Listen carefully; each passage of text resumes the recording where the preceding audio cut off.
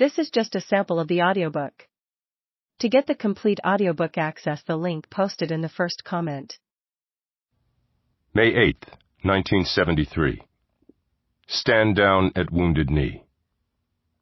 For 71 days, we had held out against an army of U.S. Marshals, FBI, a corrupt tribal chairman's private gang of thugs called the Goons, and a bunch of vigilantes, cowboys, and ranchers eager to bag themselves an Injun. Elements of the 82nd Airborne had been standing by in the vicinity, just in case they should be needed. The feds had brought against us a swarm of armored cars, an occasional jet fighter to get a look at us, 50-caliber machine guns, M79 grenade launchers, high-powered searchlights, and Snoopy, their helicopter, to spy on us. We had killed our last steer. We were down to 1 meal a day, sometimes a meal every other day. We had only rice and beans left, and even that was running out. No flour, no sugar, no cigarettes. Gladys Bissonette had found a can of some fatty seasoning used to make popcorn and a box of powdered spuds. She mixed these together with some odds and ends and managed to make a meal of it. We still had some root tea for the warriors. That was it.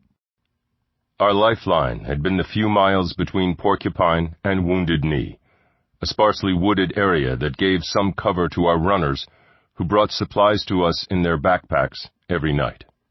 But now the whole place was full of marshals with sniper scopes and infrared night vision scopes, non-barking attack dogs, and tripwire flares, which could turn night into day.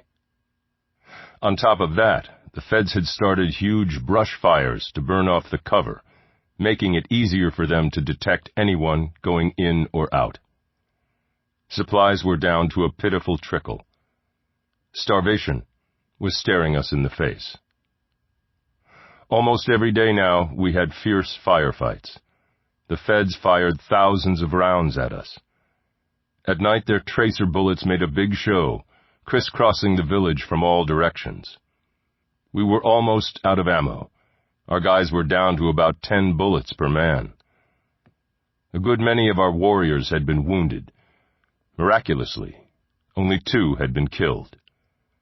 Frank Clearwater had been sleeping inside the Sacred Heart Church when a bullet crashed through the wall and hit him in the head. He never woke up. Buddy Lamont, a 31-year-old Vietnam veteran, was killed near the Last Stand bunker. He had been pinned down by a sniper, rose up to see where the shots were coming from, and was hit. His death was a terrible shock for us, particularly for Kamuk, my sweetheart, who was Buddy's niece. We tried to get to him, but the feds' fire was so fierce that it took us 2 hours to recover his body. He had been shot through the heart. His body was still warm when I touched it. The pain for us was very deep. Buddy's death was the end. Negotiations went on for a few days more, but we knew that it was over. The end had come. We had to surrender.